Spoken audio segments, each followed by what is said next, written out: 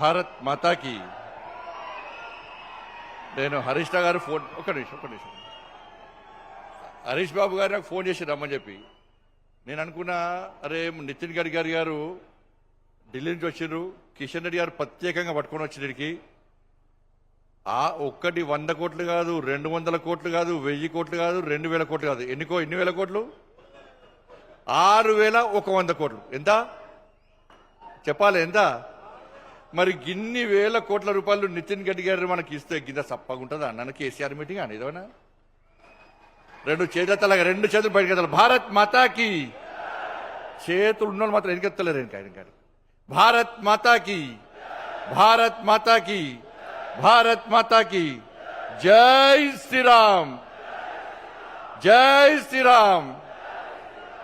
గౌరవనీయులు సభాధ్యక్షులు, స్థానిక శాసనసభ్యులు అక్క లక్ష్మక్క గారు, ప్రజానాయకుడు, మనందరి నాయకుడు, యువ నాయకుడు, కాగజ్ నగర్, సిర్పూర్ కాగజ్ నగర్ ఎమ్మెల్యే సోదరుడు పాల్వాయి హరీష్ గారు, నేటి కార్యక్రమానికి విచ్చేసి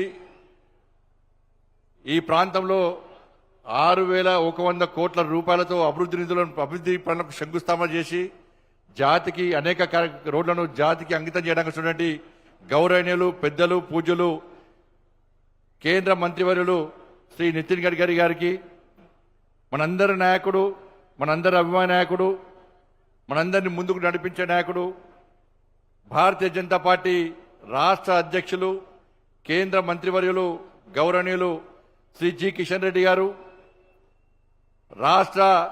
రాష్ట్రంలోని మంత్రివర్యులు గౌరవనీయులు శ్రీ కోమటిరెడ్డి వెంకటరెడ్డి గారు, మా అక్క సీతక్క గారు, గౌరవ పార్లమెంట్ సభ్యులు నగేష్ అన్న గారు, వంశీకృష్ణ గారు, వేదిక పైనటువంటి గౌరవ శాసనసభ్యులు, వివిధ ప్రజాప్రతినిధులు, అధికారులు, అనధికారులకు విచ్చేసిన మీ అందరూ కూడా హృదయపూర్వక నమస్కారాలు. గతంలో ఈ ఆదిలాబాద్ ఉమ్మడి జిల్లా అంటే అడవి ప్రాంతము, వెనుకబడిన ప్రాంతం అని చెప్పుకునే వాళ్ళం. ఇవాళ అంతధికారులు పొద్దున బయలుదేరిన కరీంనగర్ నుంచి మా ఆఫీసర్ వచ్చి రాత్రి వచ్చి చెప్పాడు, సార్ మార్నింగ్ 6 o'clock బయలుదేరాలి సార్, సిరిపూర్ కాగజ్ నగర్ 3.5 hours పడుతుంది సార్ అని చెప్పన్నాడు. నువ్వు ఎన్ని రోజులే పోక అన్న, నేను చాలా రోజులే సార్ పోక అన్నాడు. నువ్వు ఒక చాలా రోజులే, నేను మొన్న వేసిన 3.5 గంటలు అవసరం లేదు, గంటన్నరలో మనం పోతాం అని చెప్పి గంట ముందే మీకంటే ముందే వచ్చిండి. గతంలో హైదరాబాద్ నుంచి ఆదిలాబాద్ రావాలంటే పొద్దున బయలుదేరితే సాయంత్రం చేరుకుంటోళ్ళం. ఇప్పుడు హైదరాబాద్ వాడితే మధ్యాహ్నంకే చేరుకునే ప్రయత్నం చేస్తున్నాం మనం. ఇట్లా 10 సంవత్సరాల క్రితం స్వాతంత్ర్యం వచ్చినప్పటి నుంచి 2014 వరకు ఈ తెలంగాణ రాష్ట్రంలో కేవలము 2500 కిలోమీటర్ల జాతీయ రహదారుల నిర్మాణం మాత్రమే జరిగింది. 2500 కిలోమీటర్లు.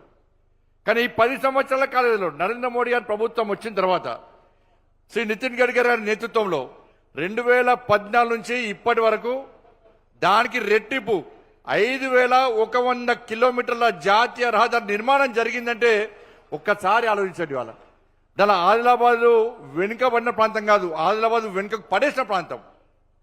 గతంలో పాలకులందరూ నిర్లక్ష్యం చేయడం వలన, గత ప్రభుత్వాలు పట్టించుకోకపోవడం వలన ఇలా ఆదిలాబాద్ ప్రాంతం ఉమ్మడి జిల్లా అంతా కూడా వెనుక పడేసింది తప్ప వాళ్ళ నరేంద్ర మోడీ గారి ప్రభుత్వం వచ్చిన తర్వాత ఆదిలాబాద్ వెనుక పడేసిన ప్రాంతం కాదు, వెనుకబడిన ప్రాంతం కాదు, ఇది కూడా అభివృద్ధి చెందుతున్న జిల్లా, అభివృద్ధి చెందాల్సిన జిల్లా అని చెప్పి వాళ్ళ అనేక కనెక్టివిటీస్, అనేక జాతీయ రహదారులు నిర్మాణం చేపడుతున్న ప్రభుత్వం నరేంద్ర మోడీ గారి ప్రభుత్వం. ఇవాళ 2014 నుంచి ఇప్పటి వరకు కూడా తెలంగాణ రాష్ట్ర అభివృద్ధికి నరేంద్ర మోడీ గారి ప్రభుత్వం అనేక రంగాలుగా సహకరిస్తున్నది. ఇవాళ కేవలం జాతీయ రహదారులకే 1,25,000 కోట్ల రూపాయలకి వచ్చిన ప్రభుత్వం నరేంద్ర మోడీ గారి ప్రభుత్వం. 1,25,000 కోట్లు. ఇలా రైల్వే అభివృద్ధి కానీ, రైల్వే నిర్మాణాలు కానీ, రైల్వే స్టేషన్ల అభివృద్ధి కానీ 32,000 కోట్ల రూపాయలను ఖర్చు పెట్టే ప్రభుత్వం నరేంద్ర మోడీ ప్రభుత్వం తెలంగాణ రాష్ట్రానికి మాత్రమే. వాళ్ళ 1,50,000 కోట్లతోని ఇలా వడ్లను కొనుగోలు చేస్తున్న ప్రభుత్వం నరేంద్ర మోడీ ప్రభుత్వం. ఇట్లా చెప్పుకుంటూ పోతే ఈ 10 సంవత్సరాల కాల వ్యవధిలో తెలంగాణ రాష్ట్రానికి నరేంద్ర మోడీ గారి ప్రభుత్వం ఖర్చు పెట్టింది ఎంత అంటే 12 లక్షల కోట్ల రూపాయల పైగా వాళ్ళ నరేంద్ర మోడీ గారి ప్రభుత్వం తెలంగాణ రాష్ట్ర అభివృద్ధి కోసం, సంక్షేమ పథకాల కోసం ఖర్చు పెట్టిందనే విషయాన్ని మనం గుర్తుంచుకోవాల్సిన అవసరం ఉంది. కాబట్టి ఈ పరిస్థితుల్లో వాళ్ళ నితిన్ గడ్కరీ గారు ఒక మంచి మంత్రి, ఏ ఎంపీ అయినా ఏ ప్రజాప్రతినిధి అయినా కూడా వారి దగ్గర సార్ ఈ సమస్య ఉంది అంటే ఏ వ్యక్తి కూడా నారాజు బయటగారు. ఇప్పటిదాకా వెంకటరెడ్డి గారు అదే చెప్తున్నారు. నేను చాలాసార్లు విన్నా నితిన్ గడ్కరీ గారు కలిస్తే తప్పకుండా కలిసి చేద్దామని తెలంగాణ రాష్ట్రాన్ని అభివృద్ధి చేసుకోవాలని చెప్పి సానుకూల దృక్పథంతో మాకు సహకరించే ప్రయత్నం చేస్తున్నా చెప్పి ఇప్పుడు కోమటిరెడ్డి వెంకటరెడ్డి అంటే కోమటిరెడ్డి వెంకటరెడ్డి గారు ఏడుకొని ఎవరైనా పనిచేస్తారు. బోలా మనిషి అన్న కోమటిరెడ్డి వెంకటరెడ్డి అన్న ఈ లోపల ఏముండదు. కుల్లా మనిషి కోమటిరెడ్డి వెంకటరెడ్డి గారు ఏ మంత్రి అయినా మంత్రిని సంధానించి పనిచేసుకొస్తాడు.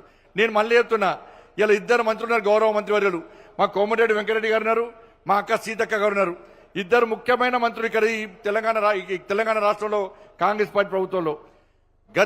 గత ప్రభుత్వము నరేంద్ర మోడీ గారిని తిట్టడం, భారతీయ జనతా పార్టీని విమర్శించడం, కేంద్ర ప్రభుత్వాన్ని అప్రతిష్టపాలు చేయడం వలన తెలంగాణ రాష్ట్రం ఏ విధంగా ఇబ్బంది పడ్డదో, తెలంగాణ రాష్ట్రం అభివృద్ధికి ఏ విధంగా వెనుకకు పోయిందో ఒక్కసారి మనం ఆలోచించాల్సిన అవసరం ఉంది.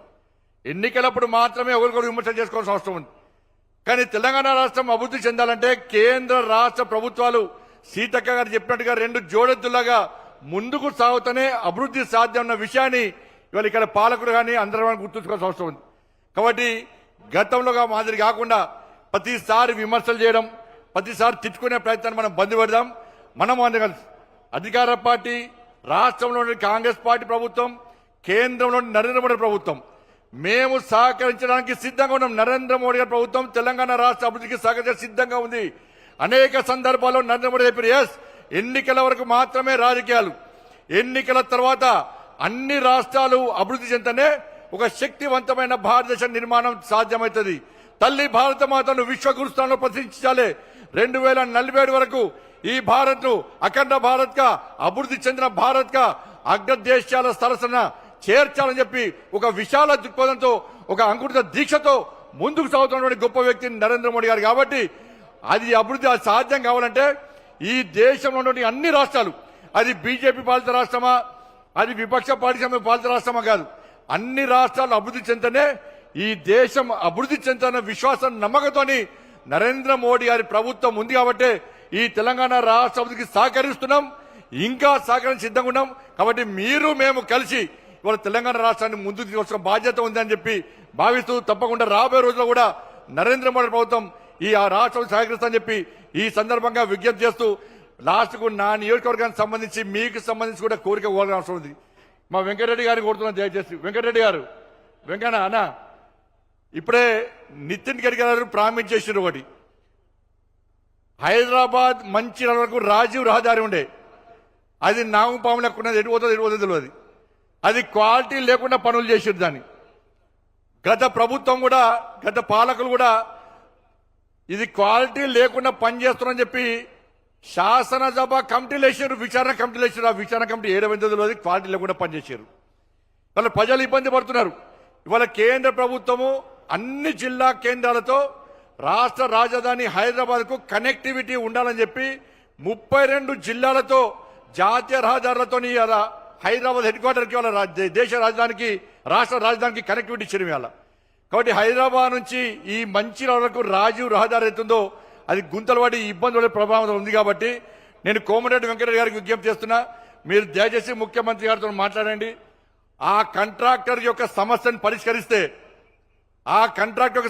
పరిష్కరిస్తే దాన్ని జాతీయ రహదారిగా నిర్మాణం చేయడానికి ఇప్పుడే నితిన్ గడ్కరీ గారు ప్రామిస్ చేశారు. కాబట్టి మనందరికీ సౌలభ్యంగా ఉంటుంది. కాబట్టి దయచేసి ముఖ్యమంత్రి గారితో మాట్లాడి ఆ సమస్యను పరిష్కరించి కరీంనగర్, హైదరాబాద్ నుంచి మంచిర్యాల వరకు ఆ రాజీవ్ రహదారిని జాతీయ రహదారిగా నిర్మించడానికి సహకరించాల్సిగా కోరుతూ, ఉదయమే ఇంత పెద్ద ఎత్తున తరలి వచ్చినటువంటి మీ అందరూ కూడా హృదయపూర్వక ధన్యవాదాలు తెలియజేస్తూ ముగిస్తున్నాను. భారత్ మాతాకి జై, జై శ్రీరామ్.